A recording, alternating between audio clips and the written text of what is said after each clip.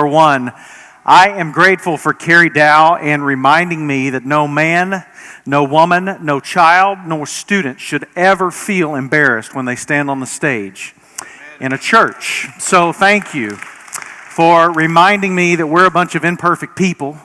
And even if you don't have a spouse, I'm glad Deborah doesn't have a red flag and a white flag, because it'd be going off all the time. But thank you for reminding me of that. Secondly, let me remind you of this. I can just feel, because that's kind of what preachers do, we feel that some of you have already looked at your watch and you're thinking, my goodness, we're going to get out late. And I just want to encourage you to just get over it. Because sometimes we are way too focused on our watches, and I know you've got things going on. My goodness, the Cowboys aren't even, well, I'm not sure they're going to play it all this season, but they're not home today. So you've got nothing to worry about. So just relax and just be absorbed in this community, in this family. We're going to be in 1 Kings 18.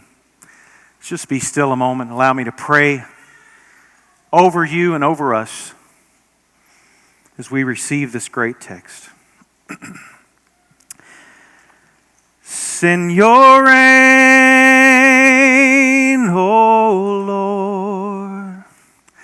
Send your rain,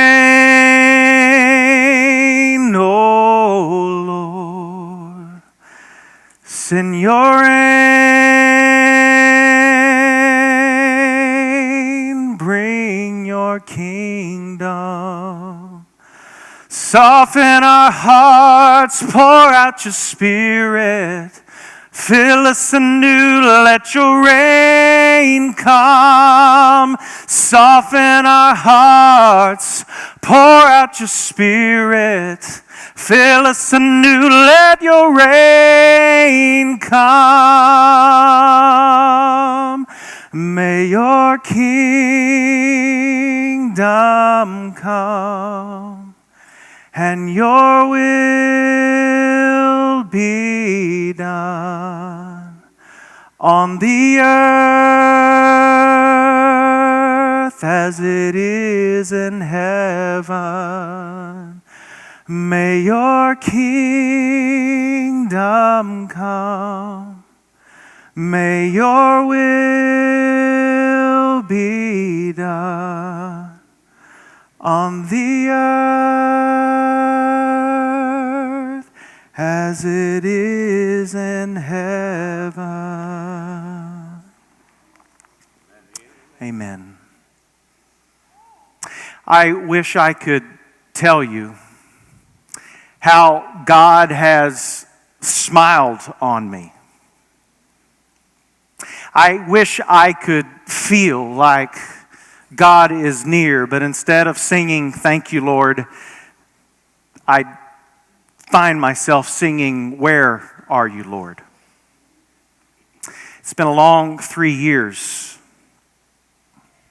There's a drought, and there's no sign of God being near. The promises are distant. And complacency is not only something I've been a victim of, I've also willfully participated in.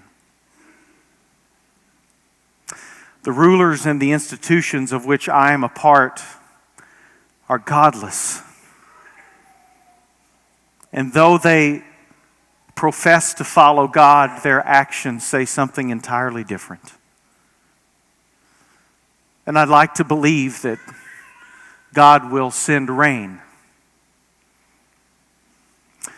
But all I'm forced to do is simply wait. That, my friends, is the context of 1 Kings 18. And perhaps you've heard this story before. This great showdown on Mount Carmel, where God and the false prophets enter into a duel. And God doesn't just win, He wins very big. And it's not the University of Alabama playing some other Division I team. This is God versus O'Banion Middle School's 7th grade team. There's no chance. And the false gods lose.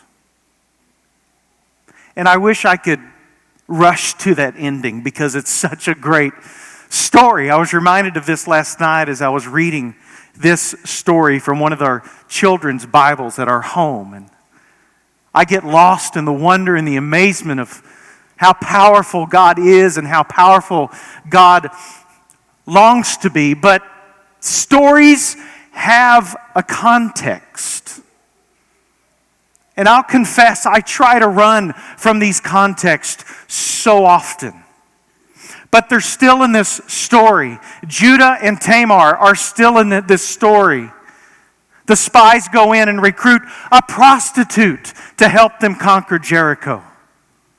Jesus touches people that I don't even want to be around. There are contexts of this story that I try to avoid, but context matters.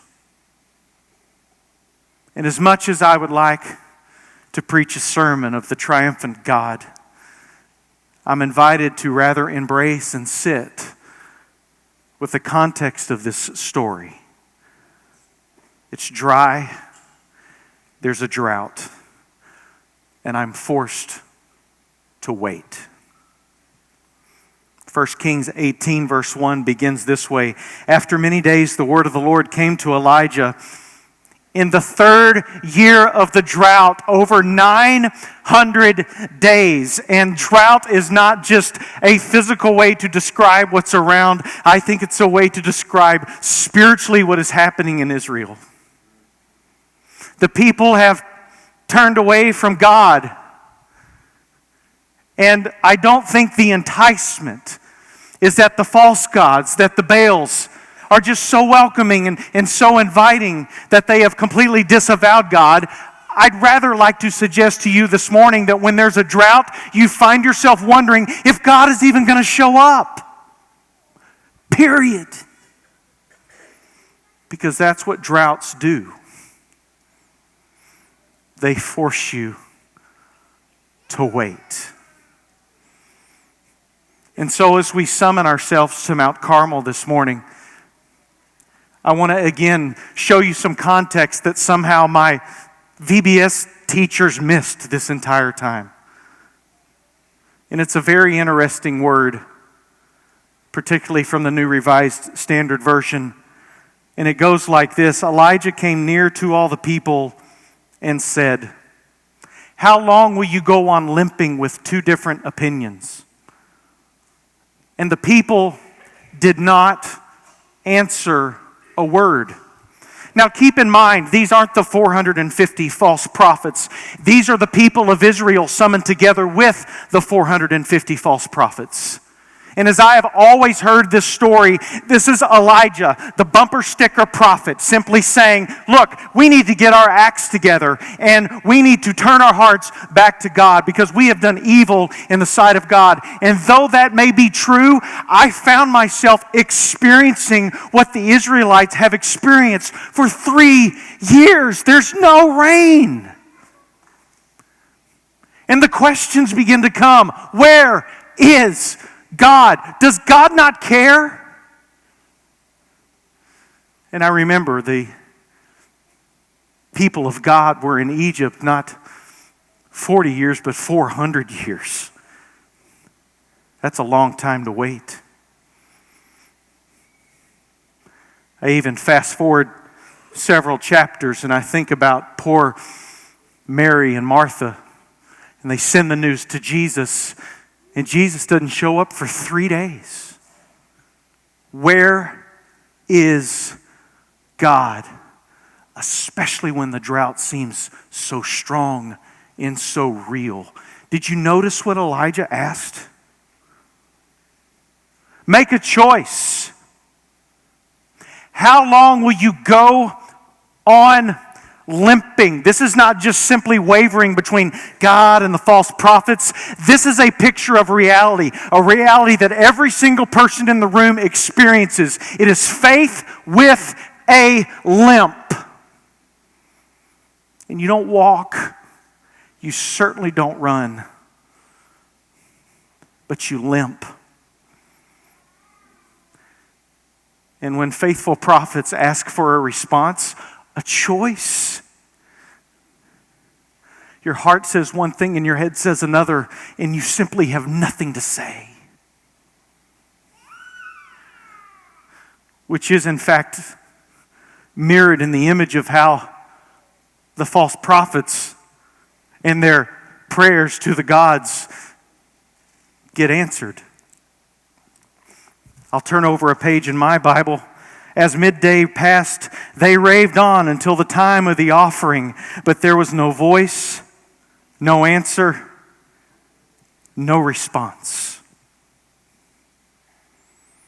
The people of God had nothing to say. The false gods had nothing to say. And all they were left with was simply waiting. And so I wonder, is there room in our church to wait? Is there permission to doubt? Is there room to step back and say, you know what, life is really hard. God feels distant. And although I know intellectually that God is near and that God will be victorious, and even though I've sung my entire life, faith is the victory, faith that overcomes the world, well, guess what? My world doesn't feel so faithful. Where are you? 3 years with no rain. And so we have conversations that are well-meaning but often unhelpful. I saw someone wearing a hat this last week. I don't think he's a bad Christian, but it's got this great phrase on it, indicated by appropriate letters. Perhaps you have this bumper sticker on your car. Once again, I'm not intending to be critical. I just want you to think what you're saying with regards to faith. This simple hat says, "It's gonna be okay." Do you know how many times I've said that to people that have called me going through some of the worst seasons of their life? Hey, it's going to be okay. I have a hunch that that's not terribly helpful. Hey, it's going to be okay. If God brings you to it, He's going to bring you through it. Though that may be true, that's awfully hard to embrace when you're in a drought and God seems so distant. And I don't think drought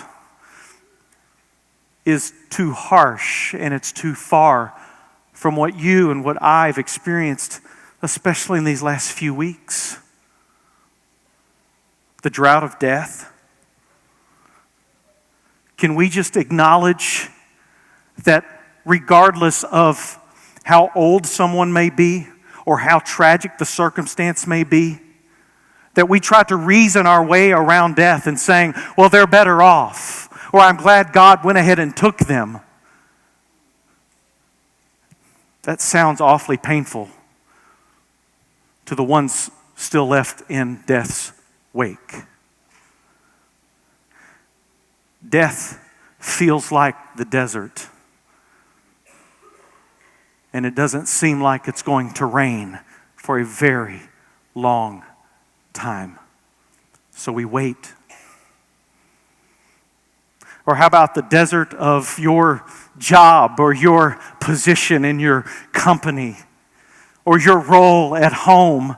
And when that doesn't go the way you think it should, regardless of how many Bible studies you're a part of, regardless of how hard you pray, things still don't go well.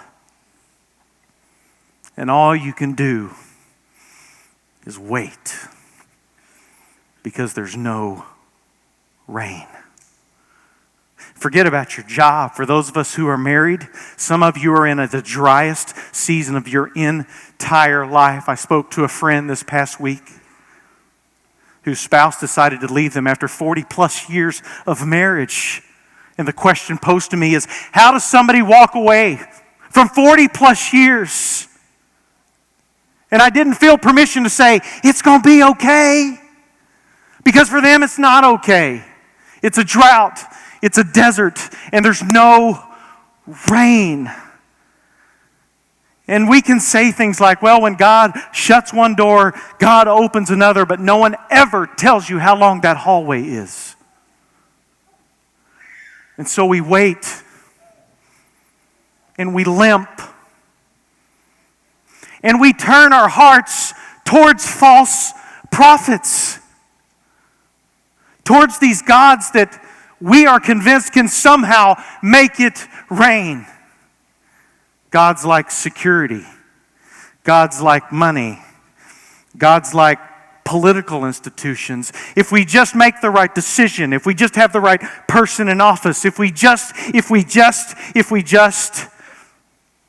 but there's still no rain. You may be thinking to yourself, your preacher has lost his mind. No, I'm just trying to be honest. And I can assure you that the problem is not God. It's the challenge in the tension of faith. Because I want to rush ahead to this story and find myself basking and soaking in the rain instead of finding myself waiting with Israel for 3 long years. I want to pretend that I don't follow false gods and I don't trust the false gods, but I do. Because faith is hard. Waiting is difficult. Brene Brown, whom some of you have read and some of you know, is a social work teacher in Houston, professor rather.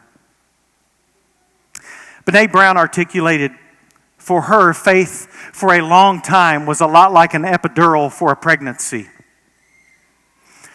It was something that you took to ease the pain. And it didn't completely take it away, but it eased the pain. But Brene Brown says this, faith is rather more like a midwife, a nurturing partner that tells you and coaches you to push and to breathe.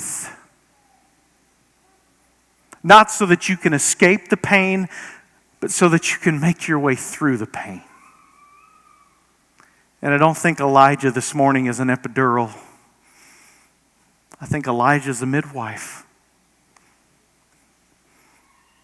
coaching us, inviting us to push and to breathe and remember that though it has not rained, God does not depend on your faithfulness,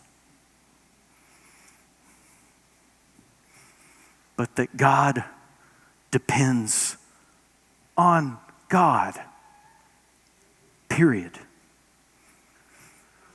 And when you are at your weakest moment, when you are at the driest season in your life, that might be exactly what you need before the rain comes. It wasn't until after this showdown that the people of Israel woke up. But have you ever noticed their posture when they woke up out of this godless stupor?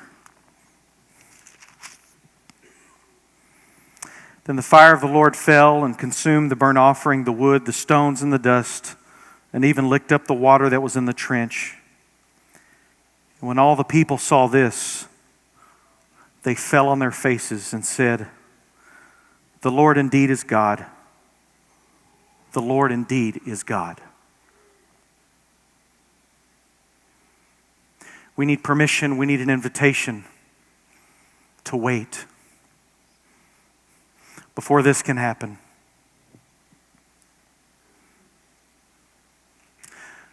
Before the rain comes, it must be dry. And when the rain comes, we say with great boldness, this is how we overcome. This is how we overcome. May God send midwives to us as we walk in this dry season. As strangers in a foreign land, let those who have ears to hear the word of the Lord.